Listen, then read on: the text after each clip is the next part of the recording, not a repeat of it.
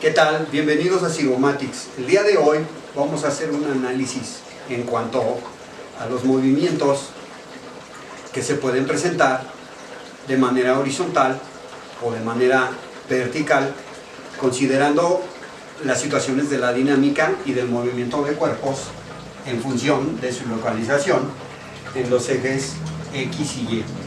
Como podemos darnos cuenta, aquí yo tengo la situación relacionada con movimiento rectilíneo uniformemente acelerado, y del lado izquierdo está lo que es tiro vertical y caída libre. Vamos primero con el movimiento acelerado. Bien, ¿cuál es la situación aquí? Como estoy hablando de movimiento rectilíneo, y normalmente siempre lo puedo hacer o lo puedo estar yo graficando como los desplazamientos de forma horizontal. Bueno, pues aquí sucede lo siguiente. Por principio de cuentas me dicen que estos desplazamientos van a tener una aceleración constante, es decir, aquí el valor de la aceleración sí me lo tienen que dar, o en su defecto, como datos adicionales, me tendrían que dar velocidades finales, velocidades iniciales y tiempos para poder hacer algo al respecto. Pero si me dan el valor de la aceleración, ya con eso puedo empezar yo a utilizar las fórmulas que tenemos aquí, donde me dice la primera: la velocidad final va a ser igual a la velocidad inicial que tiene el cuerpo más la aceleración multiplicada por el tiempo. Okay, y esto pues es para obtener el valor de la velocidad.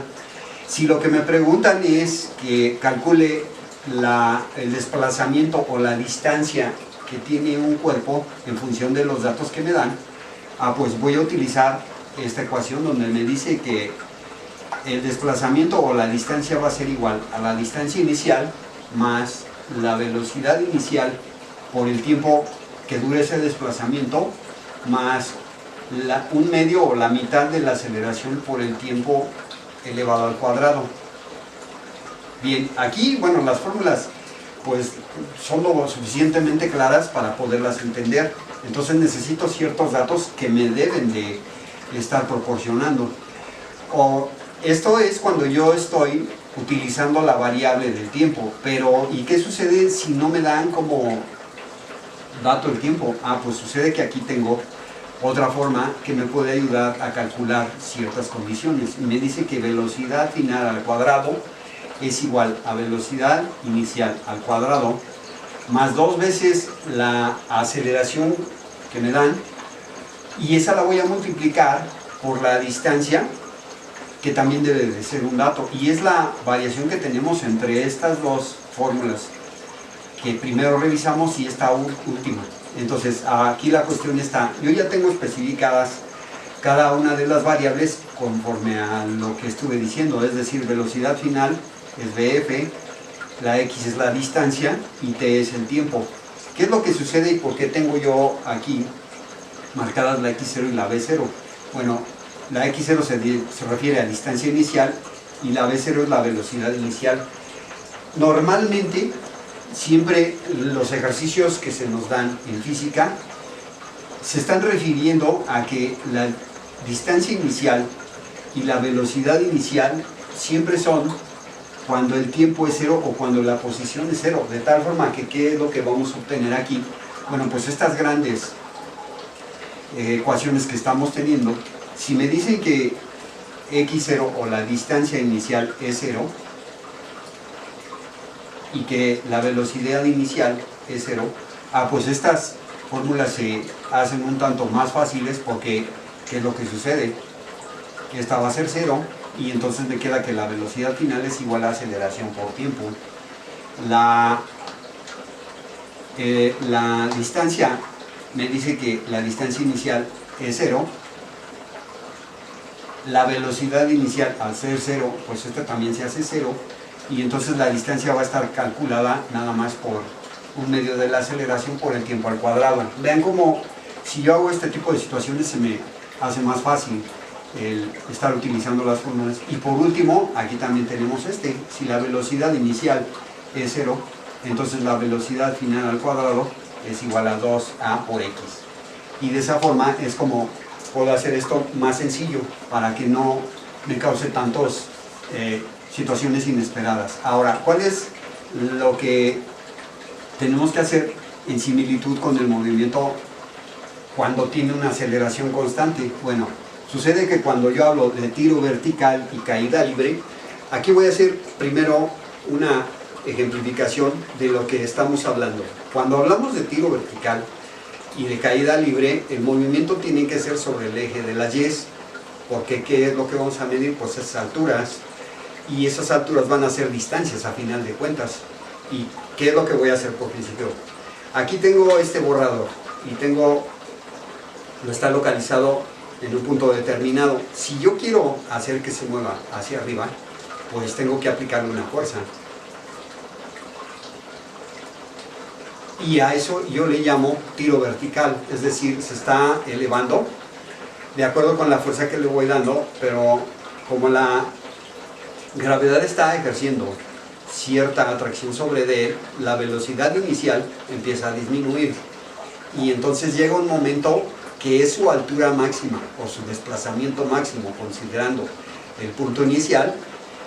Pero si aquí teníamos, en mi mano izquierda teníamos una velocidad pues elevada o tal vez no muy grande, a medida que el borrador va avanzando, la velocidad va disminuyendo hasta un punto en que la velocidad es cero, pero esa es su altura máxima.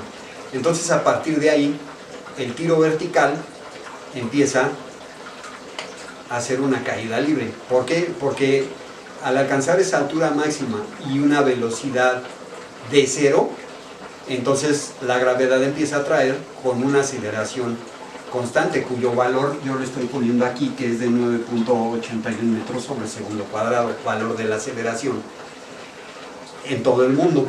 Ahora, entonces, aquí tenemos una velocidad que en este caso sería inicial de cero y va a aumentar de acuerdo conforme la gravedad lo está haciendo que vaya sufriendo modificaciones. Entonces recuerden eso, tiro vertical es cuando la fuerza actúa hacia arriba, aquí hay una velocidad bastante elevada, empieza a disminuir por efecto de la gravedad, llega un momento en que la velocidad es cero, pero en ese punto también se alcanza la altura máxima y al empezar a actuar la fuerza de gravedad, la velocidad empieza a incrementarse hasta alcanzar una velocidad final.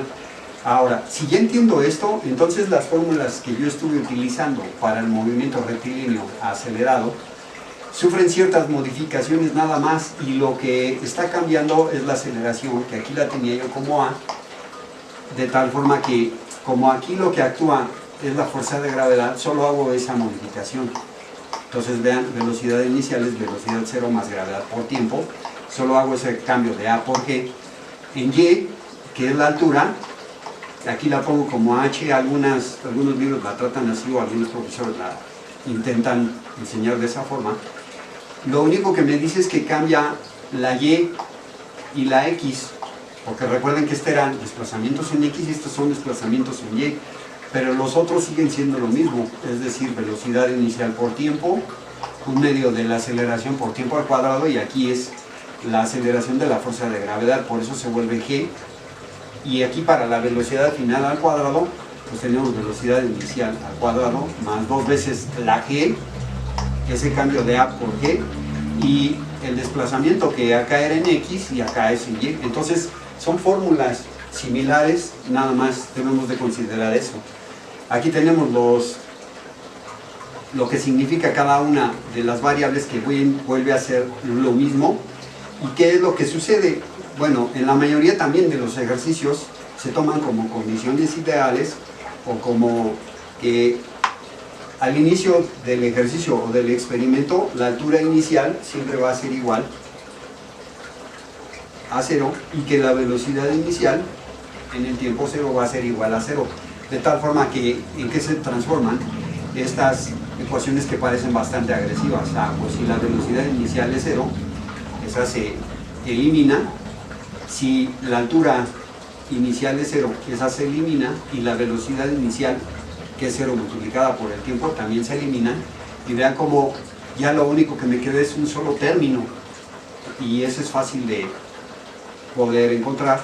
Aquí en esta sucede lo mismo, es decir, la velocidad inicial sí es 0, 0 elevado al cuadrado de 0, y vean cómo esto se transforma en algo más sencillo, de tal virtud que pues no me debo de ocupar, o de, mejor dicho, de preocupar por ver qué es lo que está sucediendo, a menos de que dentro de los datos pues sí me estén proporcionando los valores de las velocidades iniciales, de las posiciones iniciales, y entonces eso sí, ya lo tendría yo que estar sustituyendo de acuerdo con lo que me estén dando como datos. Bien, en lecciones posteriores vamos a ver cómo es que nosotros podemos estar aplicando estas situaciones para que todas las habilidades necesarias que deben de desarrollar matemáticamente nos ayuden dentro de la física. Adiós.